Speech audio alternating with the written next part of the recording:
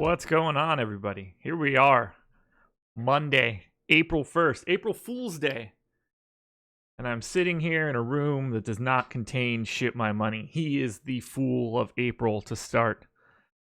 He'll be in a second. Ship My Money's technology is not shipping him into our chat window, but he is imminent, I hope. I am talking to him. He is alive. He is awake. So that's a good thing.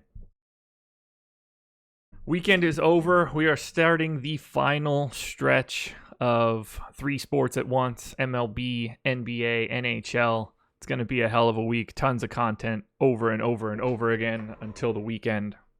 But we're starting it off today. Main slate baseball, 9-gamer.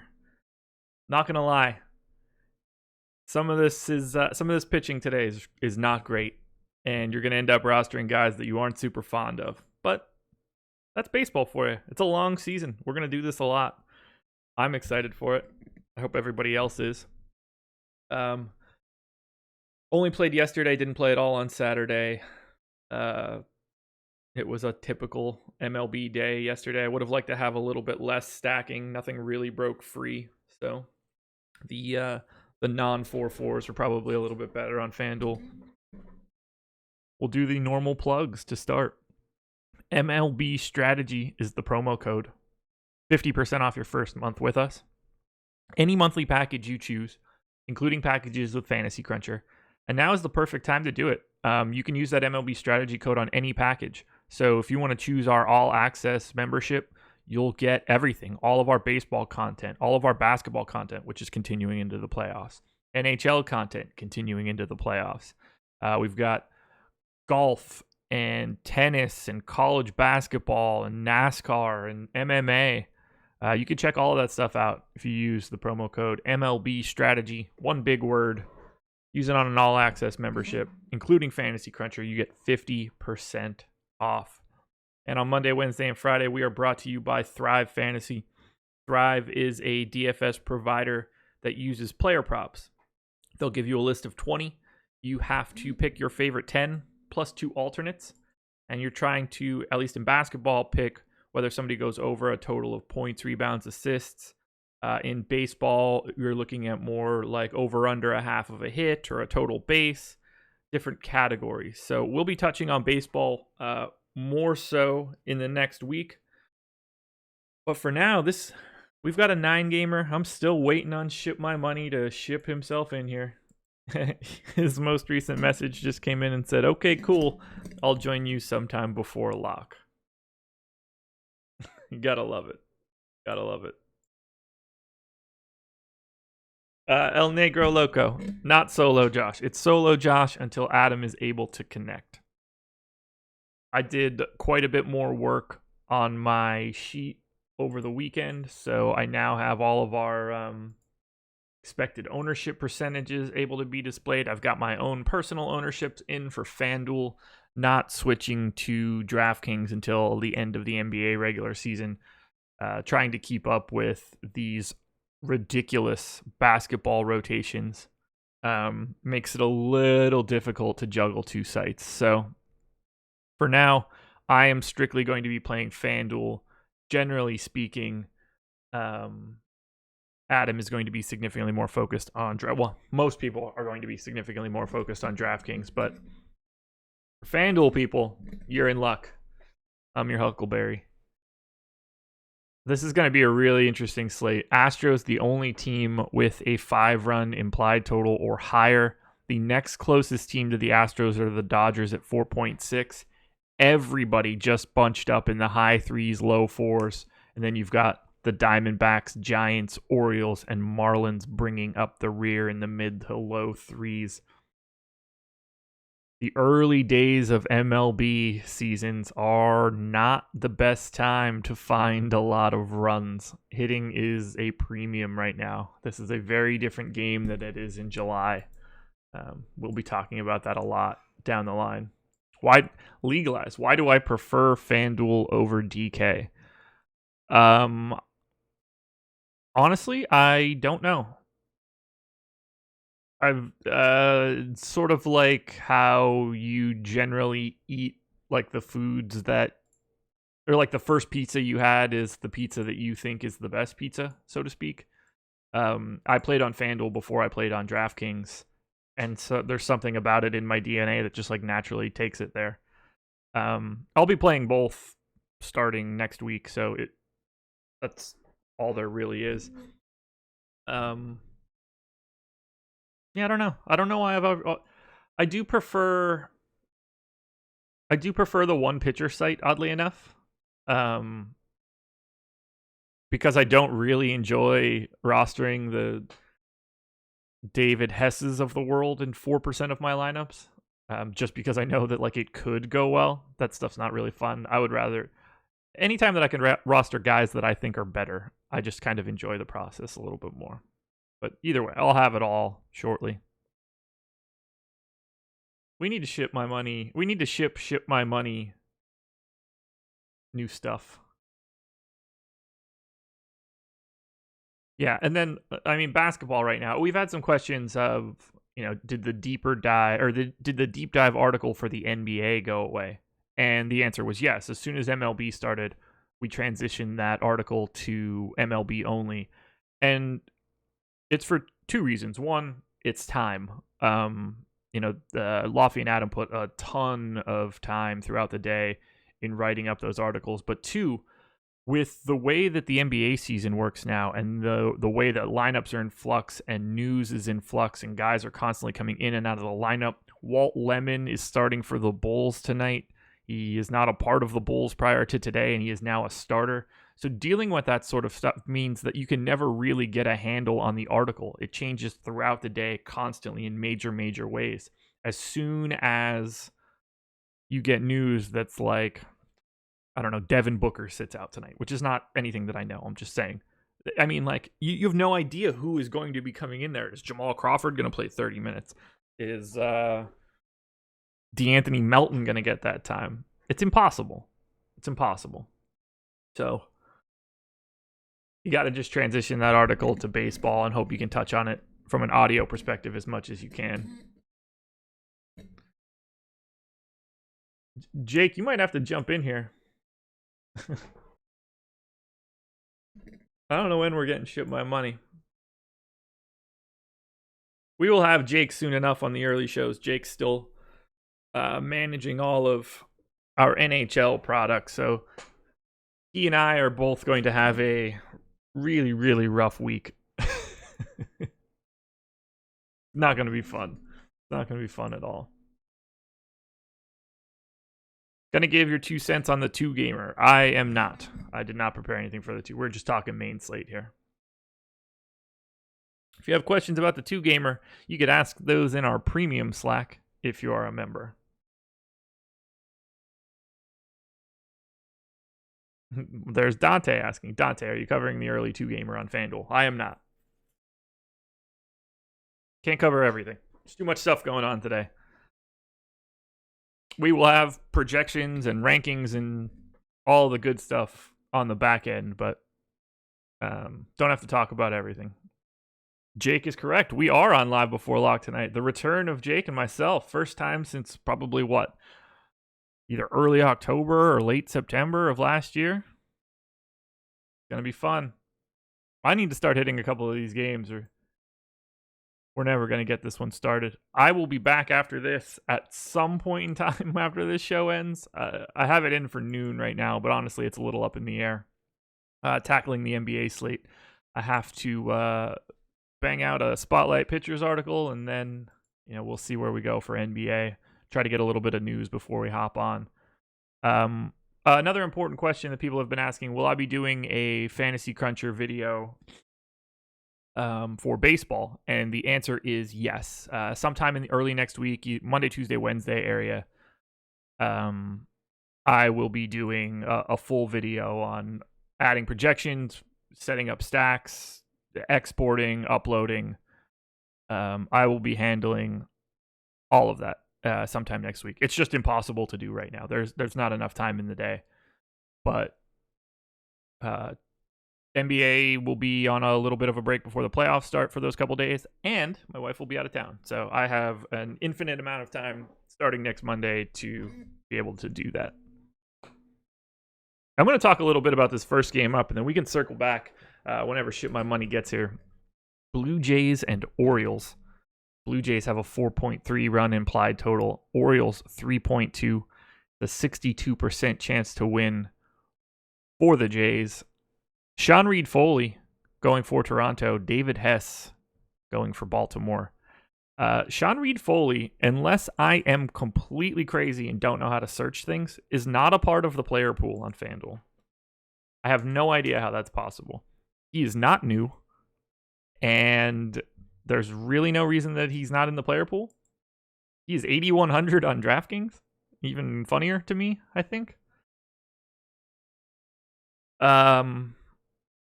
I'm clearly not going to Sean Reed-Foley on FanDuel. It should be pretty clear that I am not going to David Hess on FanDuel. I will be, however, going right back to the Blue Jays. I know that that has been, what's the best way to say it? You know, not the most fun stack in the world so far this season. Jays are 2-2. Pull the standings up. Where are they at? Where are they hiding, Blue Jays? Nowhere good. I know that. Yeah. Here we go. Got him. Positive 6 run differential. It could be worse. You could be the Diamondbacks, who have gotten beaten by 20. 20 full runs. Shout out to the Dodgers offense for putting the smackdown on that one. I'm going right to the Blue Jays. They are, I believe, my number one stack, but let me double check it just so I'm not lying to you guys. Yes. Well, number 2. I have a little bit more Astros than I do Blue Jays, but Blue Jays look great.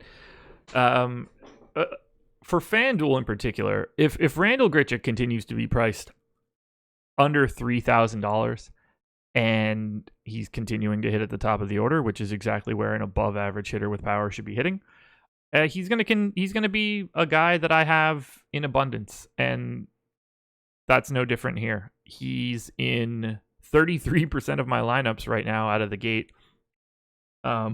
He's probably my number one one-off option / utility option in lineups where I don't have straight 4-4s.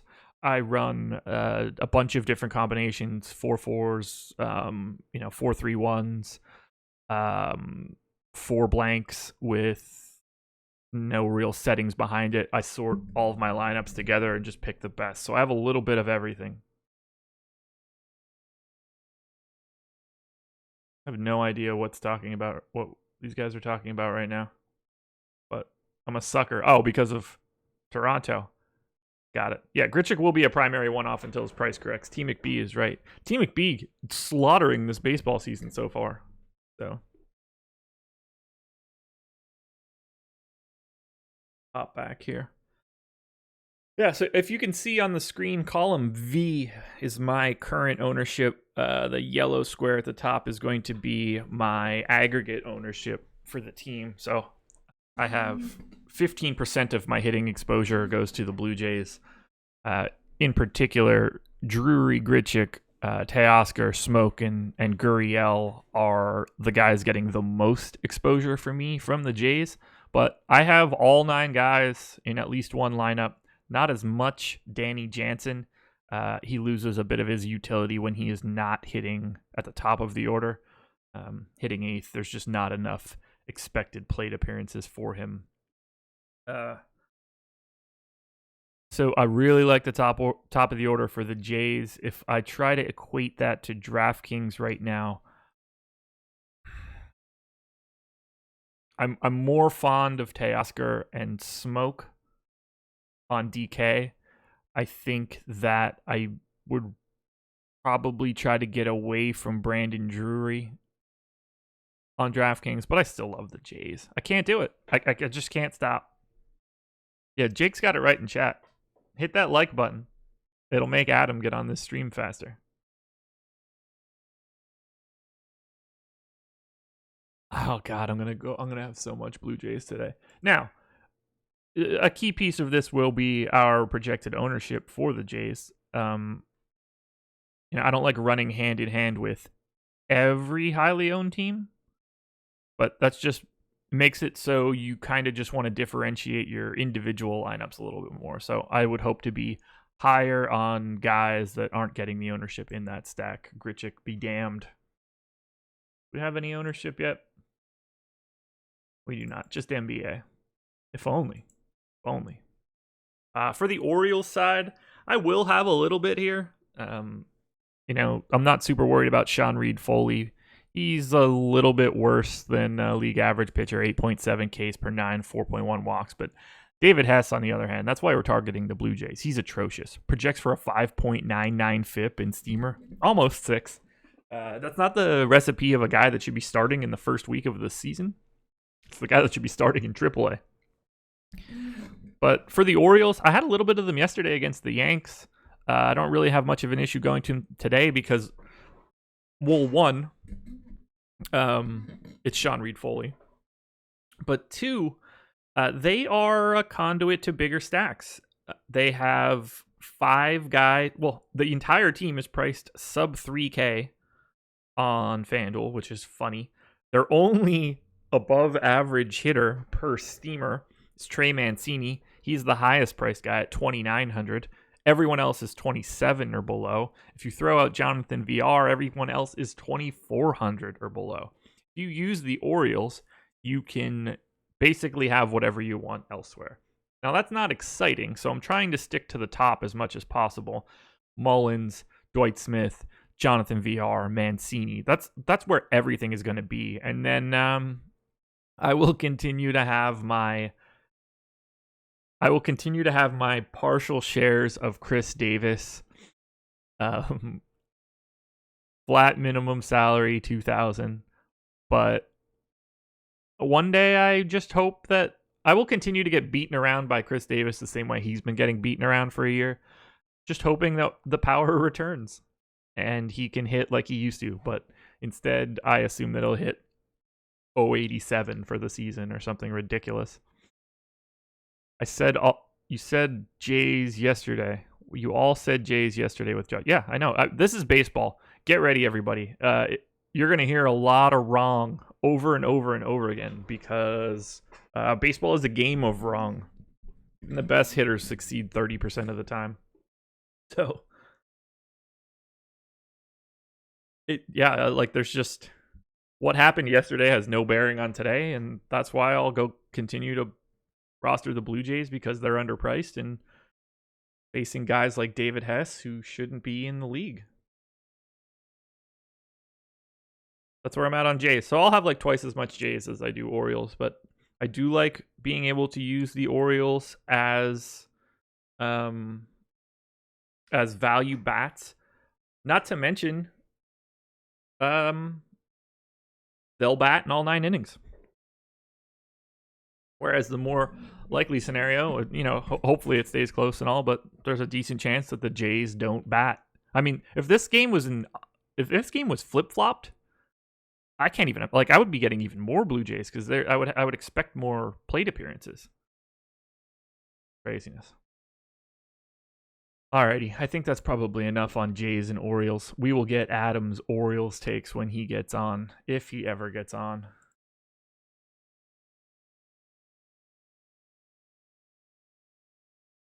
Let's move to the Bravs. My team. Let's switch hats for this one. There we go. Ooh. Alrighty. Braves hat is on. Now we can talk about the Braves. Uh-oh, who's that? What we got coming in here? Let's watch to see how long this takes. There's something I want to say about that thing spinning. If anybody knows what I mean, hat tip to you. I'm not allowed to say it. Where's he at? There he is. What's up? What's going on? Nice of you to join us today. Yeah. Nice way to start off a Monday. Sure, Mondays, man. Some Garfield shit. How you feel about the Blue Jays and Orioles? Like they should be relegated? Both teams? Both. Especially the Blue Jays. I mean, the Orioles are 2-1 and just proved that they're a better team than the Yankees, but the Blue Jays are bad. Hey, they're 2-2. Yeah, well, that's worse than 2-1. Is it? especially when you're playing the Tigers. That's true. Um, That's true. but Only thing that I've done so far is take a lap through Jays and Orioles. My quick summary was that I will have quite a bit of the Jays.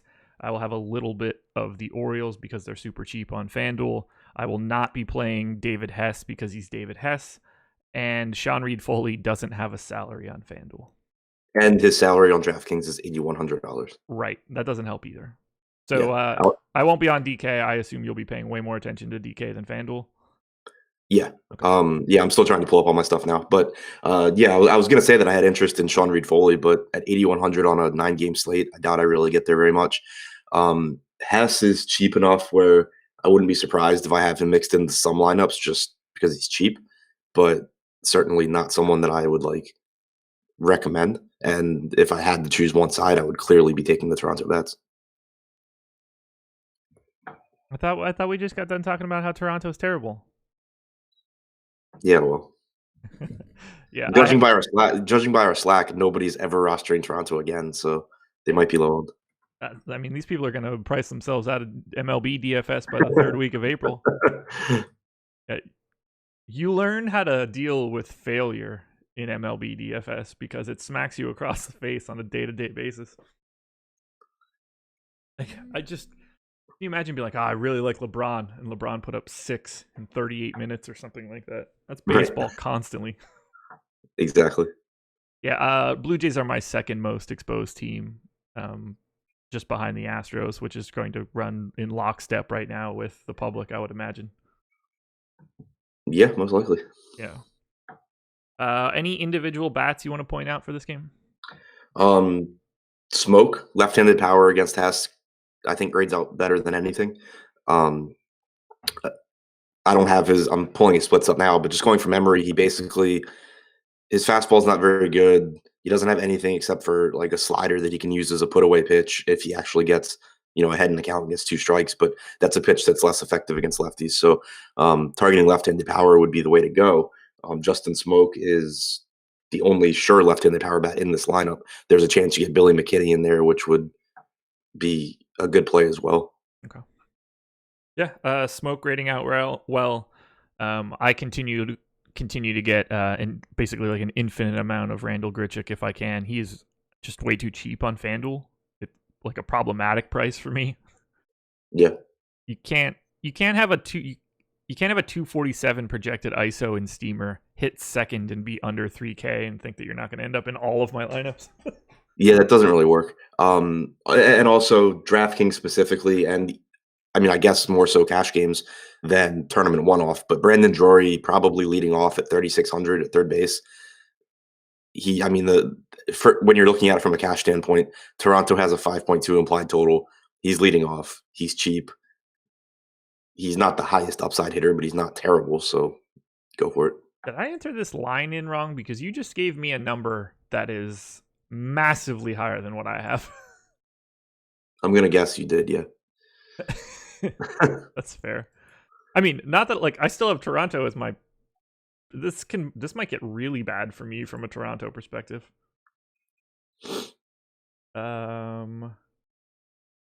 Toronto. Yeah, that's not right at all. Oh, this is gonna get way worse. I got Hess's splits up. Last season, he struck out 18.8% of righties, 13.9% of lefties, allowed 1.25 home runs per 9 to righties, so not good. 2.55 home runs per 9 to lefties. So again, you're targeting him with every bat, but priority goes to the lefties. There we go. Also worth noting that even though it's the 4th game of the season, Baltimore's bullpen already is kind of burned up. They had a bullpen game the 2nd game of the season, and then yesterday Dylan Bundy went like 4 2/3. So not going to be getting the quote-unquote good part of the Baltimore bullpen if Hess gets in trouble. Yeah. Tons of shutdown relievers there. Well, I mean, they have talent. They have talented arms with like Yacobonis and Castro, but they're still inconsistent. Like they have good stuff. It's just a matter of they don't know where the hell it's going. So some days you'll get like the bullpen game, the 2nd game against the Yankees, where Yacobonis shuts them down, and then other games you'll get Yacobonis going inning in a third in a third of an inning because he can't throw a strike. Well, I don't know how much. I guess this probably won't change my Blue Jays exposure all too much, just because the player caps aren't going to go much higher. I'm just going to continue to slam into them. But yeah, Right. adjusting to the 5-run implied total for the Jays going to boost them up a little bit. It is going to boost my Orioles too, actually, just because there's more runs in this game than what I was originally giving them. So yay, Orioles.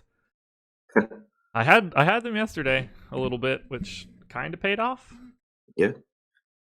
Never fun going to the Chris Davis well. All right. Right before you got here, I switched my hats. Switched to the Braves. Braves and Cubs. 4-run implied total for the Braves. 4.1 for the Cubs. 52% chance to win for the Cubbies. Sean Newcomb going for Atlanta. Kyle Hendricks going for Chicago. I got 3% Sean Newcomb on my first crunch. 1% Kyle Hendricks. Doesn't appear that I'm going to be getting much pitching in this spot. How do you feel about Newcomb and or Hendricks? Yeah, I mean, I think that seems pretty much right. Newcomb, I believe in talent-wise. The issue with him is, just his ability to throw strikes. But Yeah. facing this Cubs team that has a lot of really good hitters, it doesn't seem like a spot where I'm going out of my way to target it. And then on the other side, 7,200 for Hendricks is a pretty nice price tag when you consider Newcomb or Hendricks like real life talent level. But it's still not great when you consider what he brings from a DFS perspective, especially against an Atlanta team that has some good hitters and doesn't strike out a lot. I don't really have a whole lot of interest. Okay. Good. That makes me feel better about what I'm getting, at least. I'm not really getting much to the bats here either. Yeah, I mean, I think that stacking either of these teams makes sense just from an upside standpoint because they both have a lot of power, a lot of good hitters, and it's not a great matchup, but it's not the worst matchup in the world. Newcomb's fully capable of imploding and not throwing strikes. Hendricks pitches to contact, so that always gives you upside with power hitters, like Donaldson, Freeman, Acuna in the middle of this order. So if they're low owned, they would both be stacks that I'm looking to get to. But as far as one offs go, I don't think there's anyone that really stands out because Hendricks is just good at limiting damage. Newcomb doesn't give up a ton of power. He's basically walking you or getting you out when he's on. So there's nobody that really stands out as a one-off to me. Okay. I do want to double back. I would like Chris Bryant does, but that's not the sort of take that you're talking about. Right. Yeah. I don't need to tell anybody that Chris Bryant against the lefty is probably a spot to at least have a little bit of consideration. Right. Yeah. I mean, Bryant Baez at shortstop, sure, but it's still I don't think it's an above average matchup for either of them. No, I would agree. Yeah, Newcomb and Hendricks are both above average guys. They have solid FIPS. Newcomb certainly can miss some bats and can certainly miss the plate with regularity. This game can go many different directions. Newcomb could be done in an inning and a third. He could roll 7 innings. There's just so many scary righty bats in that Cubs lineup. So I have 5% aggregate ownership on the Cubs on FanDuel, just 3% on the Braves, and I'm pretty much happy with that. Yeah. I got 11% of Bryant and Baez. That's the most exposure of any individual hitters. What'd you say? I got 11% of Bryant and Baez, and that's the most I have of any individual hitters. Yeah, that seems right to me. I just wanted to double back real quick, and I think I'm actually higher on Sean Reed-Foley from Toronto than I thought I was. Okay. I pulled up his FanGraphs page, and I knew he got some strikeouts, but I definitely in my head had him lower than he is. Steamer has him projected for a 28% strikeout percentage this season, 14% walk percentage, but Baltimore's not really a team that you think of as being a patient team that's going to go up there and draw walks. So not too concerned about that. And then also when you just kind of look through the pitching on the slate in the mid-range, there are a couple arms that stand out, but for the most part, it's the fourth game of the season for most teams. So you're not getting those aces out there anymore. So I do actually think that 8,100 for Reed-Foley is pretty nice. Okay. Yeah, that's why I mentioned it's incredible to think that it's game 4 or whatever of the MLB season, and David Hess is already in a rotation. He shouldn't even really be in the league. Right. Fantastic. All right, hopping back over. Do you have any other closing thoughts on Braves and Cubs? Nope. Cool. Switch my hats back now. There we go. Back to the Knicks hat for some reason. Because they'll be a blast tonight. Wait, what? I said because we're talking about the Mets now. We are, I guess, and now I'm wearing Mets colors, but I hate the Mets. Marlins 3.5 run implied total. Mets 3.9. It's 55% chance to win for the Mets. Caleb Smith on the hill for Miami. Just super hard for me to say naturally, but it looks like I finally got it. And Steven Matz going for the Mets, which is really annoying to say every 5 days. I got 9% Matz and 5% Caleb Smith. I guess I'm fine with that. I don't really mind getting anything here. Marlins projecting to run out 8 straight righties. How do you feel about Caleb Smith and or Matz? I think Smith has a nice ceiling. He showed plenty of strikeout upside last year. Also walks a lot of people, but this Mets lineup is definitely better than it was last year. It's a pretty scary lineup.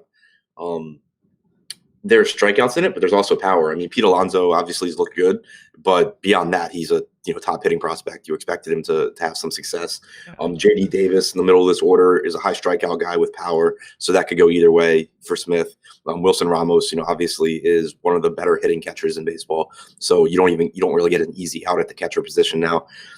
If I get Caleb Smith in tournaments and some lineups, it's a spot where I'd be happy to be at because I think he has more upside than most of the mid range on this slate. But it's still a scary spot. I would prefer Steven Matz. It's just a really bad Miami offense. Yeah. Matz is a good enough pitcher. He was good more often than he was bad last season. Hey, he's almost under 4 for a steamer projected FIP.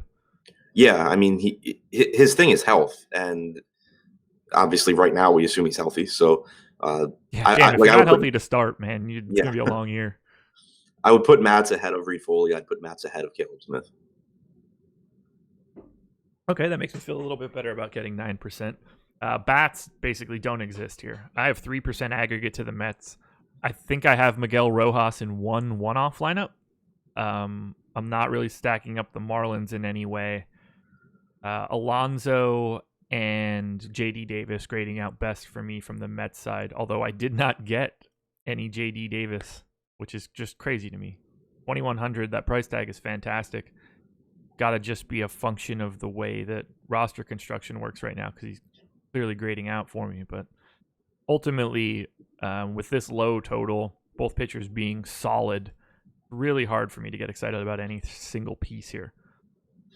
Yeah, I mean, Pete Alonso would be my favorite. Yeah, I got 8% of him. That's my highest of anything in this game. Yeah, there's massive power upside. As far as positionally, it's obviously different for DraftKings and FanDuel, but you have to roster a catcher on DraftKings. $3,600 Wilson Ramos stands out as well. I completely agree with you. Literally nothing stands out for the Marlins. No. For me. That's insane. Lewis Brinson will steal some bags if he gets on. If Derek Jeter were to suit up for the Marlins today, do you think he'd be good enough to play? He was barely good enough to play for the Yankees for the last 5 years of his career. That's a good point. But yes, he would. Yeah. It's just when I look at it, it's just like, well, I mean, if Prado's still in the league. Miguel Rojas is projected to lead off. Yeah. The 89 weighted runs created plus from Steamer. The only guy above 100 is Brian Anderson. Peter O'Brien at a solid 76. So kudos to that for someone with first base eligibility. So if you are like hand building a lineup and trying to figure out who to take from the Marlins for whatever reason, just target guys with speed in the spot against Mets. Yeah. And also don't target this Marlins team for a one-off in a hand building situation. Yeah, I mean, if you ended up with like $3,500 or something, and Lewis Brinson could easily be the best guy there. Like, I don't know. I don't have the list up, but I hear you. All right. Rays hosting the Rockies. 4.3 run implied total for the Rays. 3.7 for the Rockies. For a second, I thought this game was in Coors because they didn't have a line originally. And I was just like, oh, here we go. Nope. Just still don't have a line. It's a 57% chance to win for the Rays. I have a gap in my lineup, but we'll get there. So Ryan Stanek starting, Ryan Yarborough as the first guy up is what I'm understanding for this one. Sure. Okay. Chad Bettis going for the Rockies. Do you care about this game from a pitching perspective? No. Okay, good. Neither do I. Who am I missing? Is that Yandy Diaz? Nope. Who's under Yandy Diaz? Daniel Robertson. Okay, that should be fun because there's 2 of him. That's such a pain in the ass. Okay, talk to me about bats here. Rocky's grading out kind of well for me. 7% aggregate ownership, mostly concentrated in the Blackman, Dahl, Arenado Story section. Surprise, surprise. How do you feel about the Rockies? Not that sorry. Not that high on them. Huge ballpark downgrade, obviously going to Tampa. Yeah. Ryan Stanek starting the game basically means that Blackman, Dahl, Arenado have a brutal matchup in their first at bat. And then you get Yarbrough coming in, who is perfectly adequate. He's a lefty, so not as appealing a spot for Dahl or Blackman. If you wanted to go to Arenado's Story expecting, a favorable matchup their second time through, then I think, that's fine, but it's nothing I'm prioritizing. I would also expect that, like, if the Rockies do go 1, 2, 3 in the first, I would expect that Stanek pitches to Story in the second, and then Yarbrough comes in. Yeah, that is my expectation as well. Laffy had a tweet yesterday that mentioned that DraftKings is labeling it like that now, as like there's some goofy 3-letter acronym for it. For what? Oh, for an opener? For like Yarbrough. Oh, okay. I'm pulling it up now. I have NBA up right now. Let me see if I can find it. I think it's something that we would want to talk about because I know there's going to be a lot of people that would look at that and be like, "What the hell does this mean?" I mean, this is a relatively new thing. If you did not play MLB DFS last year, like, this has not been something that happens in baseball. It's kind of dumb that DraftKings is doing that, in my opinion, because not like I think it's the right idea to like try and label it and help people out or whatever. But remember towards the end of last year where Tampa Bay kind of got to like, we're gonna go with one of these guys. Yeah. And then like I think there was like twice within a week where the guy that all the reporters were saying was going to be the second guy in didn't even come in the game. But definitely Chirinos on one of them. Yeah, like DraftKings is just setting themselves up for people to lose their minds because they tell them that Yarbrough's pitching and it's Chirinos or something like that. Yep. Yeah. So they have PLR next to Yarbrough's name. The hell does that stand for? Probable long reliever is my guess. Oh, okay. I don't know if that's true. No, that's got to be it. It is probable long reliever. So they have the abbreviation of P, probable starting pitcher, PO, probable opener, PLR, probable long reliever. Just so people know. Yeah, Rockies for me, Blackman, Dahl, Arenado Story. I don't love the park. I don't love the idea of Blackman and Dahl, but like, they won't get Yarbrough, so they're going to get 2 solid at bats to start the game. I'll have a little bit. Stanek's not a solid at bat. Stanek's not a solid at bat, though. What do you mean? You said that like Blackman and Dahl wouldn't get Yarbrough. They won't get lefty out of the gate. Yeah, but they just get 100 mile an hour like flame throwing really good pitcher. I'm okay with that. Okay. I mean, I'd rather have a righty Ryan Stanek than a lefty Ryan Yarbrough. Yeah, but I'd rather Charlie Blackman or David Dahl. Yeah, but I'd rather have like 9 of the pitchers on this slate. Well, shit, man. I'm not saying like they're my top exposed players. No, I know. I have 9% David Dahl. I think Colorado's in one of the worst spots on the slate. Okay. I can appreciate that. Damn, man. Point out shitty lefty-lefty matchups. Hey, anytime I can get an extra at-bat against the opposite hand, I'm at least a hair more interested. Look, I have Trevor Story at 13%. It's the most I have of any Rocky. I'm not terribly enamored here. If you're looking for a weird catcher play, Chris Iannetta hitting 9th and will most likely get Ryan Yarbrough. That is interesting to me because he does not hit righties in any form or fashion, but lefties are like his, whatever the opposite of kryptonite is. What's the opposite of kryptonite? I have no idea. I don't know either. I'm already dreading, like, I'm going to run my first crunch after the show, and it's just going to be like Rockies. I hope so. I hope so. And then cue some tweet at like 8:30 where you tag me and talk to me about how I'm such a Rockies hater. Because I don't have enough Garrett Hampson. Oh, God. Any Rays bats that you want to point out? Man, their price tags on DraftKings at least are actually pretty pretty healthy. Yeah, and the Brandon Lau, whose name I hate, Yandy Diaz, Daniel Robertson trio, where you get 3 separate guys with mixed up eligibilities. It's always really helpful in terms of stacking a team. Yeah, that is definitely true. Chad Bettis obviously not the best pitcher, not the worst. I don't mind taking bets there. It's just still such a bad ballpark. Yandy Diaz at 3,500 certainly has some power upside. One of the hardest hitters in baseball.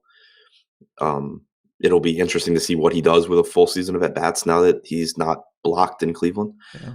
So yeah, I don't mind that, but 4,100 for Brandon Lau outside of a stack doesn't seem that appealing. G-Man Choi at first base doesn't really seem that appealing. Tommy Pham's 4,700. Yeah, I'm not opposed to Tampa Bay stacks, obviously, but as far as one-offs go, it's pretty tough to prioritize anyone. Okay. Yeah, I don't disagree at all. They're pretty balanced for me. They're a weird team. They're their projected lineup right now is really balanced. It's just a lot of 90 to 110 weighted runs created plus. No real holes. It's just sort of solid dude after solid dude. Nobody with an ISO higher than 200. Just kind of crazy. What's Diaz projected for? What do you mean? Projected of what? Projected ISO. Oh, 103. Really? Yeah. I mean, unless this is pulling in incorrectly. Just totally possible at this point in the season. No, you're right. Okay. His power numbers, even in the minors, are a lot worse than I thought they were. A lot. Yeah, a lot. He hits it so hard. How does he have no power? I don't know. I have no idea. You would expect it.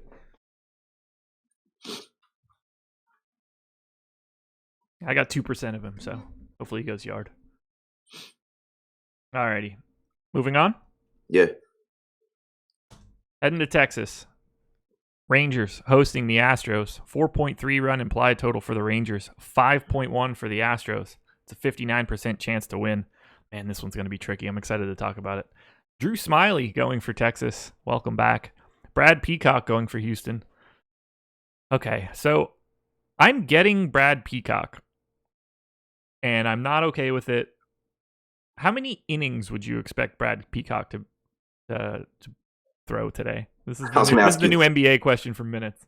Right. I was going to ask you the same thing. I'm trying to pull up his spring. I gave him 5, and I think that I'm way too high because I got 19% of him.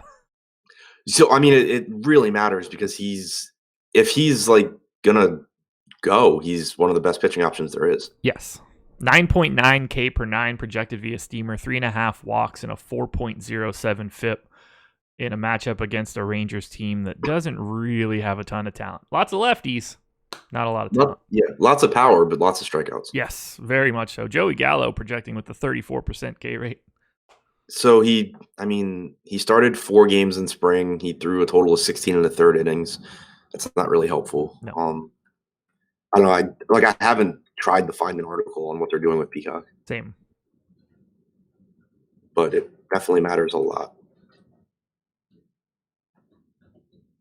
Yeah, like I said, I gave him 5, but I'm not entirely sure I feel comfortable with that. Seeing his ownership will be helpful too. He is... Where is he here? He's the 5th most expensive pitcher on FanDuel today, trading out as one of my better options. Look, I'm gonna enjoy getting to him a little bit. Do you expect to have... how many innings would you want to assume before you were just like, this might not be for me? At 7,900, I'd want to have the idea that he can go at least 5, that he's actually a starter going 5-6 innings, and if he's pitching well, he's going to keep pitching. Okay, same. Yeah, the $7,900 price tag is not okay. What do we got? T McBee saying he's not being used in a long opener capacity or anything. Straight starter. Quality start bonus would be tricky for him probably, but he's a full blown starting pitcher. Okay. Then he's bounced around so much that it is hard to know. Right. Yeah. Then I'm fine with Peacock. Brad Peacock. I have an autographed Brad Peacock card on a shelf in my office right now. Nice. From when he was on Oakland? Okay. I think. Yeah, it's just got into cards again in like the 2011, 2012 stretch and bought a box, and the one autograph in that box was Brad Peacock. Oh, I thought you meant like you had gotten it No, autographed. no, I'm not some like Brad Peacock stan or something. That'd be real weird. Yeah, I was No, picturing like 29-year-old Josh with like a Brad Peacock card. Like, hey man, we signed this. no. It's an actual card pulled from a pack. Okay. No, if of all the dudes, could you imagine that story? Not even just like I got Brad Peacock's autograph, which it was whatever, but like to take that card to the stadium, to put it in my pocket Yeah. or like in my wallet or something. Good God. All right. It sounds like Peacock went 4 1/3 in his last spring start. That is encouraging. That is very encouraging. 4 1/3 would still get him into my lineups from projection standpoints, which is good enough for me. There was so I'm trying to like load an article and it's got like a million things embedded in it, so it was taking forever. But I could see part of a quote from AJ Hinch saying that he had told Peacock he need a few more pitches when they got to Texas, and something about him having an improved changeup this season that would make him a more capable starter. Okay. Just in case Adam drops off here from opening a really rugged website, I'll be able to continue. So we talked about Peacock. You interested to dust off Drew Smiley? He doesn't have a price on DraftKings. 6,700. On what, FanDuel?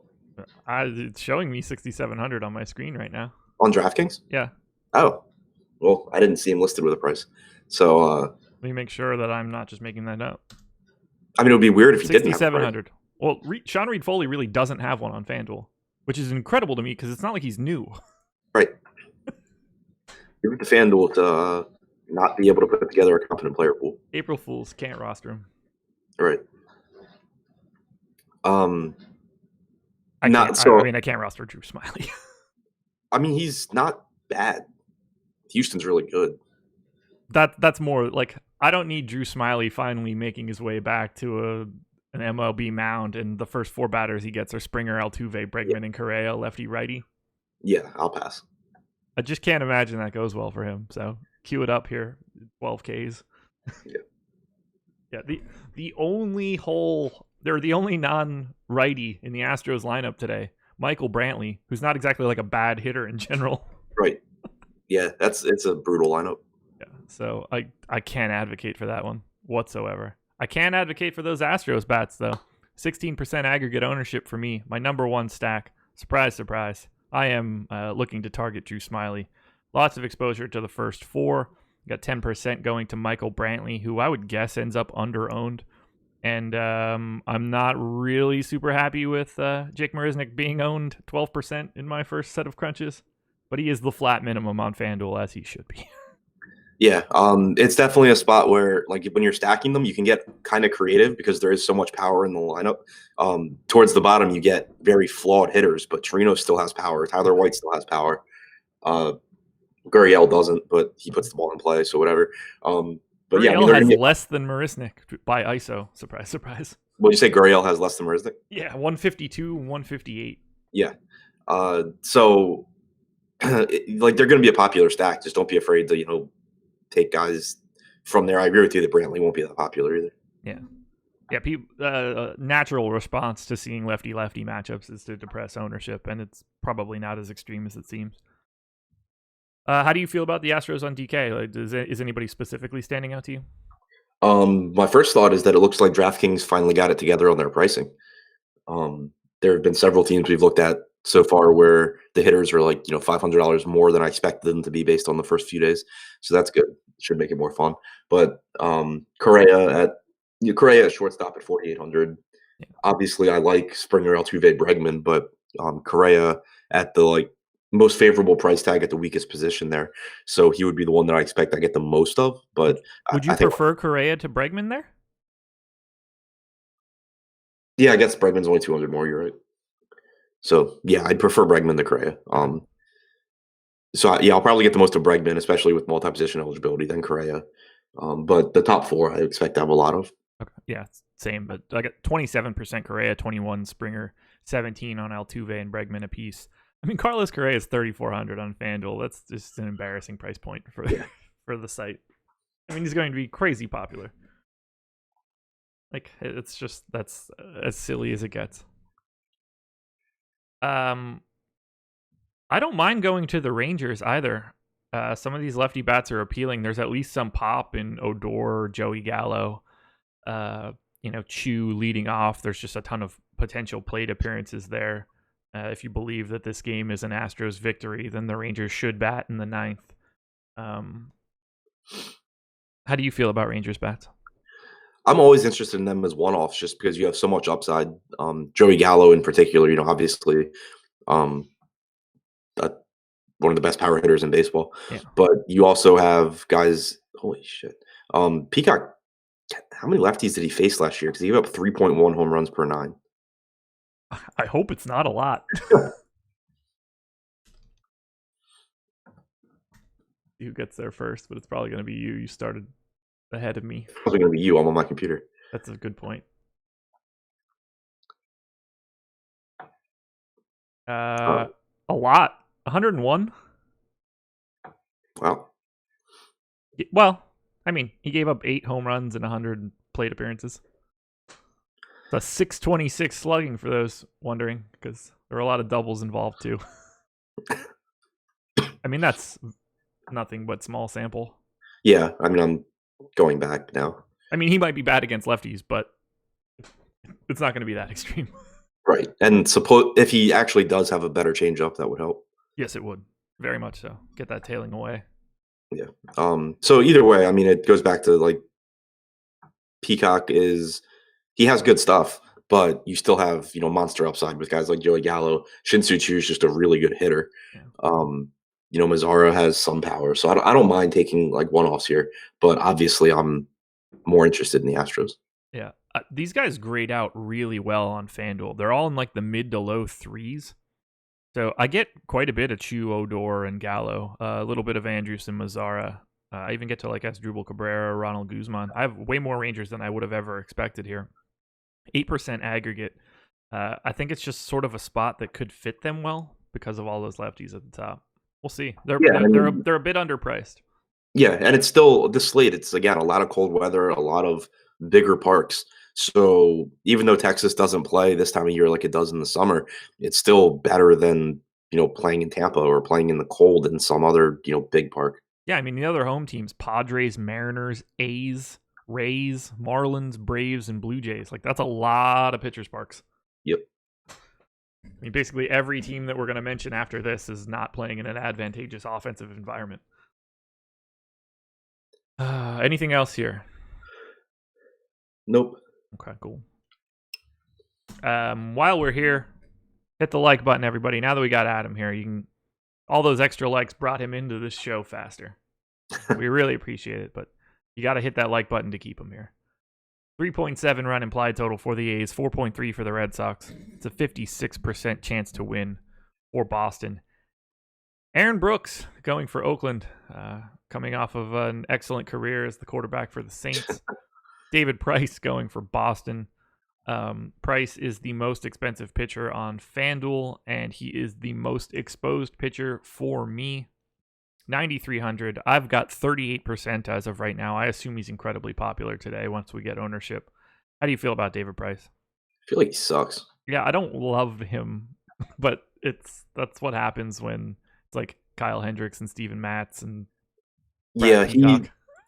It strikes me as a spot, and you'll get this a lot in baseball more so than other sports, where like if you're playing tournaments and you're playing cash games, where you clearly prioritize one guy in cash games and then you can just load up against them in tournaments. And that's how I feel about this spot. Like when you're just talking about median outcomes and floors and stuff like that, David Price and ownership, taking a stand against David Price in cash games on a slate with not a lot of good pitching seems like more than you probably need to do. Yep. But in tournaments, that ownership's going to carry over to David Price, and he's $10,000 facing a right-handed heavy lineup with a ton of power, and he's kind of washed. So, there's like, yeah, sure, he can have a good game, but I have no confidence that happens. And when you factor in that he's going to be popular, I would much rather be on the Oakland side of this. Yeah, it's a really easy spot to just simply set a cap and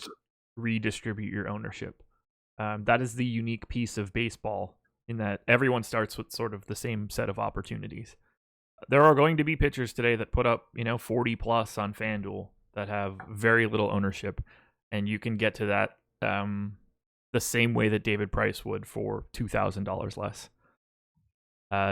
Channeling that $2,000 into bats allows you to not have to use teams like the Orioles as your alternative stack to fill out your lineup.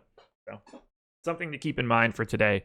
By all accounts, he will grade out for most people using normal projections as the best play. He will pop up in most optimizers in the same sort of way.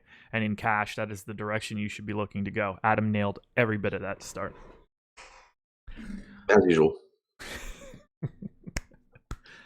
Yeah, as long as they're not player props, you'll be fine. Are you getting to Aaron Brooks at all? Nah. Okay, good. No, I pulled up his player page. He's 4,800 and 4,800, but 5.5 projected strikeouts per 9 innings from Steamer. I'm good. Alrighty.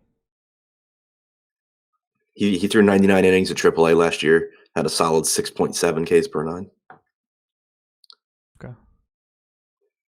Wait, what did you say his Ks per 9 were? Because that's not what I was. Whatever number you just said is not the number that I am getting. At AAA last year, 6.7. Oh, I thought you meant Steamer. No, Steamer's 5.5. Okay, then I'm still not. Are there more than one Aaron Brooks? I don't know. Did you pull the basketball player? He doesn't have a strikeout rate. Wait, I forgot about the basketball player. Holy shit. Former point guard of the Rockets. Yeah. Oregon Ducks. Yeah. Is there more than one Aaron Brooks here? There is more than one Aaron Brooks. That explains it. I'm getting the other Aaron. There are more than one Aaron Brooks pitcher in this Steamer. 12272. Let me just make sure I correct this. 12272. Are you looking at the right Aaron Brooks? No, I'm getting that. Oakland Athletics, Aaron Brooks, 28 years old, pitcher. Gotcha. All right. So, gonna have to change the way that information gets looked up. Good to know. Let's make a note of that. Gotta use those player IDs. Multiple people having the same stupid names. Pain in the ass in baseball. All right, let's talk Red Sox bats. I've got 9% aggregate ownership to the Sox. I believe they're my number 3 stack. Nope, number 4 behind the Angels. Benintendi, Betts, Devers, JD, and Bogarts. The clear top section of this lineup shouldn't be terribly surprising. A little bit difficult to stack considering 3 of the best 4 are all outfielders. It's usually a tough combo, so getting 2 of those 3 is usually fine when you can supplement with a shortstop and a third baseman. I'm going to be playing a solid amount of the Red Sox. I assume the public will be there as well. How do you feel about them?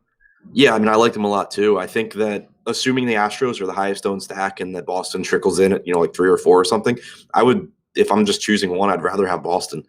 Drew Smyly has some talent. We don't know where he's at coming back from his injury, but Aaron Brooks doesn't. And Boston is also really, really good. Obviously a lot of hitters that aren't going to strike out. It's a, contact pitcher in Brooks. I think there's a ton of upside here for Boston, and I really like that their implied run total is like a half run lower than, or almost a full run, I guess, lower than Houston for ownership purposes. Yeah, I hear you. I didn't want anyone to get confused and think I was for some reason targeting low run totals. No, ownership plays a monster role in baseball. There's just always pretty natural spots that you can get different. Do you anticipate getting to much from the A's side? Yes. Okay, I was going to say, is your thought process here to fade David Price as the pivot or to stack A's as the pivot as well? Both.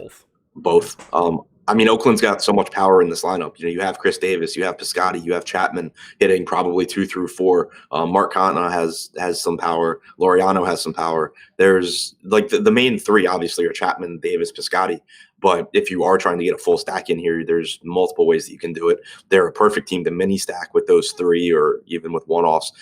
Price has had home run issues for a while now. Even when he's pitching well, he'll still give up a home run or two. So one-offs I like as leverage. 3-man stacks, 5-man stacks. I think that Oakland is a really, really in a really good spot to leverage against what is probably the most popular pitcher on the slate.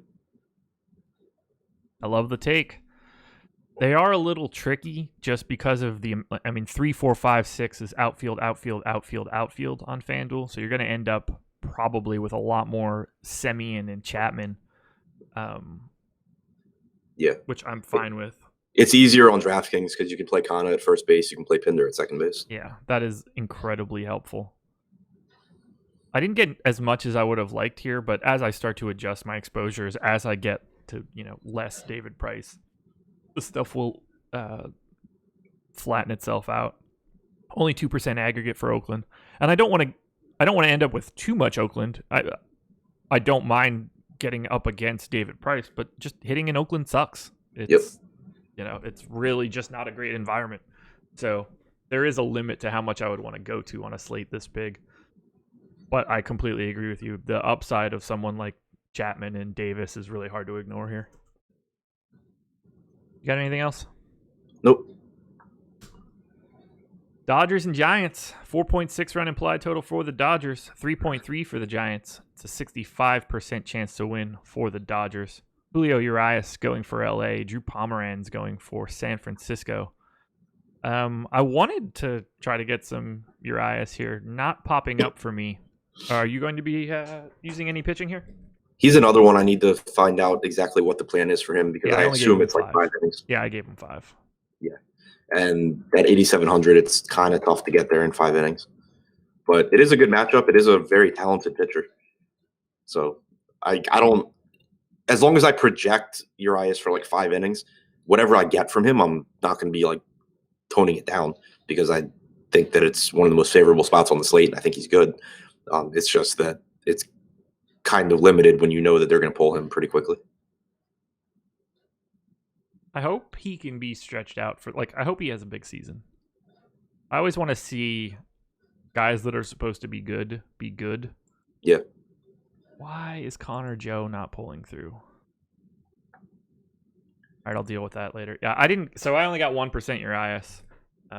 If we can find out that I can give him more innings, I will certainly get a little bit more, but for now, that's not for me. And surprisingly, I'm not even getting to a lot of the Dodgers bats. Only 2% aggregate ownership, 7% going to Kike Hernandez leading off, or at least projected to lead off. Are you going to be stacking up the Dodgers here? I'm very surprised that I'm not. I will be. I think Drew Pomeranz is terrible. He's another one. Terrible in the context of like people think he's kind of good and he's not. Dodgers obviously have a ton of right-handed power, really, really good lineup top to bottom. So, and the lefties in the Dodgers lineup even can hold their own against lefties. So, I really like the Dodgers here. They're another one like the Red Sox where their implied run total is, half a run to a full run lower than Houston, but which generally means that ownership's going to be a lot higher on Houston, but I don't think there's a big difference. Yeah. Dave Roberts said there's no hard numbers as far as an inning limit on Urias. Well, that's good to know, I guess. I cannot get Connor Joe to show up in here. This is ridiculous. Figure it out later. I mean, I'm still going to project him for like 5 innings, but... Yeah, 9.5 Ks per 9 projected via Steamer, sub 4 FIP. Robert said saving Urias' innings for later in the season is a goal. Okay.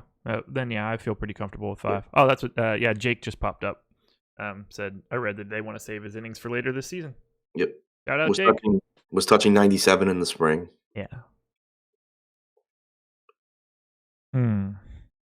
Okay. Any Giants bats? No. I agree. Okie dokie. Moving on. 2 more games to go. Hit that like button, everybody. Mariners and Angels. 4.2 run implied total for the Mariners. 4.3 for the Angels. 51% chance to win for the Angels. We're getting tagged in here. Jesus. Felix Hernandez going for Seattle. A little grumpy after not starting on opening day. Chris Stratton going for the Angels. I got a little tiny bit of Stratton. I hate myself for it, but this is not a spot I want any pitching on FanDuel. How do you feel about them on DK as potential SP2s? Yeah, SP2 Stratton at 6,500 is fine. It's not somewhere that I want to be a lot, but he does have a good pitch, which is it's something that when I'm trying to determine if I have interest in like a not very good SP2 guy, if they do have a good pitch, like one good pitch, it does make a big difference because it at least gives you, like, if they're able to get ahead in counts, they do have a pitch that they can put hitters away on. Stratton does have a good breaking ball. He can use it to get strikeouts. He's not terrible, so sprinkling him in as an SP2 is fine, but at the same time, I think that there is a lot of power upside in Seattle's lineup. I do like these guys as one-offs or even, like mini stacks where you have, Jay Bruce from the left side, but you have Haniger, Santana, Encarnacion, all his big-time power bats as well. I have 11% of the Angels right now. Aggregate. They're my number 3 stack. God, it's so hard for me to stack the Angels because they all just die after Justin Moore. Oh, yeah. Cole Calhoun, Trout, Bohr, Andrelton Simmons getting the large majority. But these guys are cheap. Like, Trout's at 4,900 on FanDuel. Every other player on the team is under 3K. They're just a really naturally easy team to stack. They only have Calhoun and Trout as relevant outfielders. Brian Goodwin projected to hit 9th today as another outfielder that I really don't have to pay attention to. Strikes out a ton, terrible hitter, no pop. So you can get to, a shortstop, 2 separate cheap first base options. You should prefer Justin Bohr over Pujols. Zach Cozart as a $2,200 third baseman. There's no reason to ignore something like that early in the season. So I'm going to end up having a lot of Angels, including the best player in baseball, Mike Trout. I think they're a better stack on FanDuel too. For one, because you can only stack 4 instead of 5, but also just because of the way the scoring works. DraftKings, obviously, you want to be favoring home runs. On FanDuel, there's more of a bonus just to getting, 4 guys hitting together in a lineup that scores a bunch of runs, whether it be singles, doubles, RBIs, runs. It all adds up more. It's weighted heavier on FanDuel. So I think they're a better stack there. Whereas DraftKings, the first couple of days, and I imagine will be the case for me again today, they were one of my lowest owned 5-man stacks and one of my highest owned 3-man stacks. And I expect I'll be in a similar spot here where I'm getting a lot of, Trout, Bohr, Calhoun, or Trout, Bohr, Simmons, or something like that. But I'm not getting a lot of like Calhoun plus Simmons plus Cozart all in the same lineup type stuff. Okay. Wow, I don't know what I just did, but I made everything worse. Par for the course, I guess. Oh, God. Rostering Mike Trout every day in abundance is going to be really bothersome for me. I really need to start paying it. I might have to hard code something for him. Why? What? You're joking, right? No, well, being with the field always makes me feel kind of weird about stuff like that. Am I making any sense? Are you saying you would like to be underweight on Mike Trout for the most part? In a way. If I'm equal, I assume that I could find a bat that's the step down tier that's getting ignored. Yeah, but you can do that anyway. The thing is, Mike Trout comes in and talking in generalities, not about the slate or anything. Mike Trout will come in at 30 or 32% owned or whatever, but you'll always have a Giancarlo Stanton coming at 25 or 26%. True. I would much rather fade the Giancarlo Stanton and just be there on Mike Trout every day. Oh, yeah. I mean, he is literally breaking projections. He projects in Steamer for a 181 weighted runs created plus. The next closest guy is 147. Right. My point there is if there is a hitter in baseball that should be 30+% owned, it's obviously Trout. Yeah. But people treat other hitters like they're in that same class, and they're not. So for me, I'd much rather just be even with the field or overweight on Mike Trout every single day, and then take my exposure from the next 2 or 3 highest owned hitters. The Stanton, JD Martinez, Bryce Harper area. Right, and give those to other guys. Sure. No, that's a really good point. He is simply on another offensive level. They're not even close. He's in tier 1 by himself, and the second tier is empty. Right. Which is crazy to think about when you start thinking about how good some of these guys are and like how good I think Mookie Betts is, and it's just like these things aren't comparable. Right. Yeah, it's tough because it's like I can't really think of comparisons in other sports either, where there can be a clear number one, like a clear best player, but there's no second tier in baseball. No, there's not. The best that you can possibly hope for, and they're not comparable because of sport, is Tiger Woods. But they're not like that is the gap. Like Tiger Woods to who I guess Phil was probably 2 in this scenario, like in this conversation for when we met it, is the comp. It doesn't exist in basketball, and never has. It could never exist in football. Craziness. He's so damn good. The best should be yet to come, in theory. Yeah, that's the crazy thing. Like he's entering his prime. Yeah. The problem is he's been the best hitter in baseball essentially since the day he got there. Right. Outside of that 60 at-bat stretch at the tail end of the season before he came up. I hope he can stay healthy. Yeah, for sure. That's the only thing I still care about now, like for baseball, is just to see can Trout like fuck up the MLB record books. Right. I have 1% aggregate ownership to Seattle, and that's it here. Yeah, I think Seattle is more appealing to me as like one-offs or mini stacks. Yeah, I mean, any team that goes outfield, 1, 2, 3, 4 is a really difficult team to end up getting to in fantasy. And even on DraftKings, like Jay Bruce has first base eligibility, but then you have Encarnacion. Yeah, they are uniquely set up to be impossible to get to without like trying to do it. Okie doke. Final game. And this is a lot easier in baseball than it is in basketball. Yeah. The entire process is easier in baseball than basketball. I love it so much. Yeah. Padres hosting the Diamondbacks.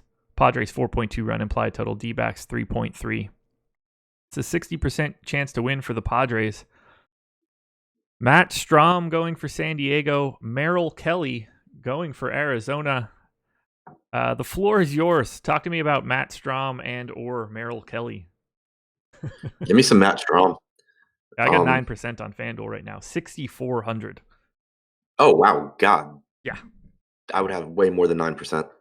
Oh, I guess their hitter pricing so bad that maybe you don't need it. Yeah, it's really hard to like pay down aggressively because you'll end up with $4,000 left over. I'm not convinced that he doesn't outscore David Price though. It's way closer than anybody would think. I have Strom at 29.2. I have David Price at 33.8. Like, I only gave Strom 5 innings. I can very clearly increase that number for right now. Right. He looks fantastic. That's the concern with Strom is that, again, we don't know what the innings are going to look like. He threw a total of 75 and 2/3 innings between AA and the Padres last year. He threw 39 innings in 2017. So it would be really surprising if they're not like closely watching his innings overall this season. And he was a reliever for most of last year. So he is supposedly stretched out, but projecting him for more than like 5 innings is probably pretty risky. It is a really good matchup against Arizona. There's not a whole lot to be scared of in that lineup. Strom was very good as a reliever last season. Steamer projects him for 9.4 strikeouts per 9 this year, which is still good. Obviously a downtick from last year joining the rotation, but I think Matt Strom's a good play. He has legitimate questions basically because of innings, but we're on the last game of the slate now and we haven't had a single pitcher that we've been really high on. So clearly going to be getting some Matt Strom. Yep. Totally agree. Yeah, 9,200 on DK is a much different price tag than 64 on FanDuel. That's actually, now that we're talking about that 6,400, that's a good time to bring this up. Let me see how in the lineups that I got Strom, how much money I was leaving on the table. Because I assume it's a lot. Yeah. I assume you're running without a minimum salary. Correct. Yeah. Okay, nothing crazy. They're all most of them are all in the 34s. Lowest I got was 33.5. So, okay. Good to know.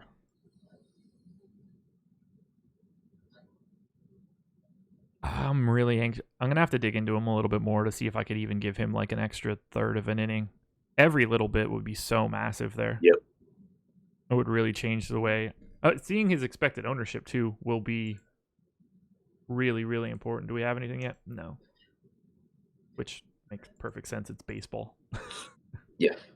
All right, for bats, 4% aggregate ownership to the Padres, 2% for the Diamondbacks. It's really not a ton here. It's not a great park. The Diamondbacks offense isn't really fantastic. 3.3 run implied total is tied for the lowest of the entire day. You keying in on any bats? Not from the Diamondbacks. Right. So what do you favorite bat from the Padres? That I guess probably Machado. Yeah, Because- Machado. But Yeah. I just think that they're probably going to go completely overlooked today. So if I end up with them as like my 5 or 6 stack, I'd be pretty happy there.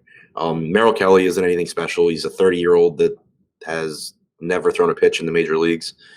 The Diamondbacks as a team are bad. Like, they offer a ton of blow up potential if you get to the starter, as we saw the other night when we had Matt Cook as like the long reliever, followed by their catcher. So I just think that it's not a. I'm not putting them, if I'm like playing 3 max or something, I'm not putting them ahead of Houston or Boston or teams that we had talked about before. But I do think that there is. I think they're pretty comparable to like the Angels or the Mariners or Oakland, as far, or like Texas, as far as how I like them. So I expect to have them in that mix of like 4, 5, 6 most owned stacks for me. Really? Okay. I don't think that I want to target too much here. Like, Merrill Kelly's numbers are pretty solid for Steamer. 4.12 FIP, decent strikeout rate, nothing crazy for a walk rate. It gives me a little bit of pause. Like, I basically got Kinsler, Hosmer, Machado, Myers as a stack. I have 7% of each of them. They're not popping up anywhere as individuals. First base, second base, third base, outfield is a really nice stack. But after that, then I'm trying to fit in, I guess, like Hunter Renfroe instead of Myers would be the only spot I could see that would be really appealing to me. I don't understand his numbers. Just like looking at his minor league numbers, he doesn't strike guys out. He doesn't get ground balls, but every season he allows 3 to 4% home runs per fly balls. Except last season, it got up to 9.1%. That's a little higher. Yeah, like that's normal. It's still lower than it should be. Yeah. So like he gives up no home runs despite not getting ground balls and not striking guys out. To me, it just screams that it's because he's spent his entire career almost pitching at Double-A. We're getting a little bit of Yusmeiro Petit in this one. Guy that could be good in Double-A and Triple-A because of command, and then come up and get shellacked. Yeah, I don't know. I'll take my chances on Padres bats here. Okay. Yeah, like I said, I have 4% aggregate exposure here, and I anticipate that number to rise and not fall after making some changes. So I don't disagree. I don't think that I get them into like the top 4 or 5, but they will be probably like 8, 9 for me. Right. Okay, so like I assume that my top 3 are Houston, Toronto, and Boston, and then I like the Angels or the A's for leverage purposes. But like I don't feel a whole lot different, or I don't feel much differently between like any team other than Toronto, Boston, and Houston. Like I think that everyone else just kind of is very, very comparable for me, including the Padres. No, that makes sense to me. Dodgers 4, and then the rest of that group. And a lot of that, this is a good thing to talk about for us since we haven't been talking a ton of baseball yet, and we're just getting back into the season. When you feel like there's 7, 8 teams that you're relatively indifferent to, you would take them or not take them. It's they're all fairly comparable. Let ownership run your decisions there. If Yep. one of those teams is dramatically owned out of that group, you can feel pretty comfortable going a different direction. If one of those teams looks to be really under-owned and you think they're all very similar, don't be afraid to go there a little bit more. Yep. That's the name of this game. Paying very close looking at our ownership projections for baseball is everything for me. Yeah. Like comparing it to basketball, obviously you get guys at lower ownerships in baseball, but when you consider about the day-to-day volatility, it's still like being 30% owned in baseball. And this is just kind of a number off the top of my head, but being 30% owned in baseball is like comparable to being like 70 or 80% owned in basketball. Yeah. And just like in basketball, where outside of very, very rare circumstances, if anyone is 70 or 80% owned, you wouldn't be playing them. You'd be underweight on them and, putting it elsewhere. And it's the same thing with baseball. When you get hitters into 20, 30%, I mean, you're still talking about guys getting 4 at bats, doing the hardest thing there is to do in sports. And they can also get unlucky on top of, even if they hit the ball hard, they can get unlucky. It's just so easy to just get away from ownership and be profitable that way. It is indeed. It is indeed. Opposite story for cash, but that's neither here nor there. Yeah. That is the same everywhere. Okay. I think we are done. You said top stacks for you: Blue Jays, Angels, Red Sox. Blue Jays, Astros, Red Sox. Blue Jays, Astros, Red Sox. Astros, Blue Jays, Angels are my top 3, but Astros and Blue Jays are a very clear step ahead of everybody else. And I anticipate that being the case for the public as well. So I will be keeping a close eye on it. What I have on the screen, which is, I assume, incredibly difficult for people to read, they are technically speaking in order, but we get Orioles, Rangers, and Rockies all within 1% total ownership of each other. So don't let order matter all that much. It's the total amount of ownership that matters. Baseball's back, man. I'm excited. It's so much more fun to talk about. It's so much more fun to research. Yes, it is. And because you don't have to deal with changing minutes projections every 30 minutes, you actually get the time to do it too. Oh God. Yeah, I'm not today. This is going to be a really just awful week. Yeah. I loaded up the NBA stuff today, and I was like, I remember seeing a tweet yesterday that Walt Lemon's starting for the Bulls today. Not on the Bulls before today, so it's just one of those things. He started for him like 2 days ago. Did he? Yeah. Saturday, the day I did projections. Yeah, that makes sense. Yeah. No, maybe it wasn't Saturday. I don't know. It was Friday, Sunday, Saturday. He started Sunday recently. Yeah. He started against Toronto, whatever game that makes sense. Yeah. It's just it's aggravating. Or Siakam being a 701 scratch on the weekend. Yeah. Who knows? The Knicks are on this slate in a good spot. Yeah. I'm pretty sure yesterday was my last NBA slate of the season.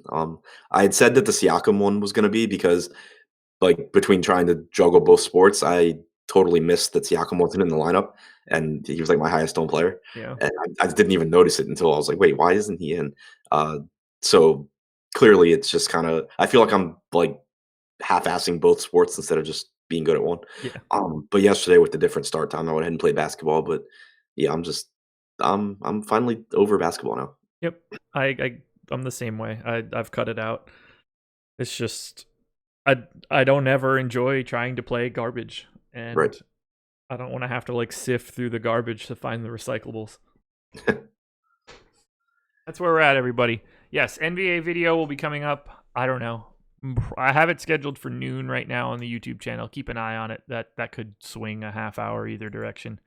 But I will be back on to walk through the NBA slate. Everything's prepped. It's just got a ton more to do with 2 slates going on, or 2 sports going on. Got anything else you want to touch on baseball-wise? Nope. Alrighty. Thank you for joining us, everybody. MLB Strategy Show in the books. Use the promo code MLB Strategy, and you can get 50% off your first month with us. Shout out to Thrive Fantasy. We'll hit some props on the NBA show. What else do we got going on here? Check out Jake doing some hockey stuff. We'll have the deep dive from Laffy later today. Deeper dive from 4:45 till 6 p.m. That'll be Laffy and Adam talking just a little bit of basketball and then diving into this MLB slate. Then we'll have 2 live before lock shows. Fast Eddie Fear holding it down solo for the NBA. And then the return of myself and Jake live before lock tonight. First time I've talked to Jake on a show in like 6 months. Should be fun. Adios, everybody. Good luck today.